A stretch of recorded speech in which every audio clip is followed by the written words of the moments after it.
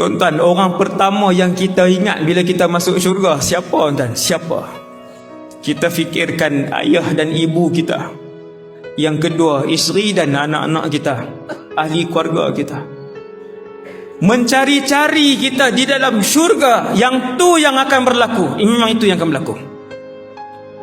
Maka bila masuk syurga, kelam kabut kita hari pertama, kelam kabut kita mencari ahli keluarga kita. Apa makna nikmat syurga kalau ibu kita dalam neraka, ayah kita dalam neraka, sedang disiksa oleh para malaikat? Apa makna syurga? Tergamakkah kita suap satu suapan nasi yang sedap di dalam syurga? Mak kita sedang dibakar, kita tak suap, tuan-tuan, kita akan termenung.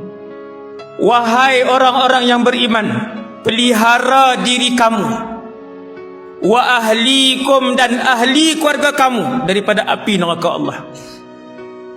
Kalau kamu salat, kamu mesti kerah seluruh ahli keluarga kamu untuk salat.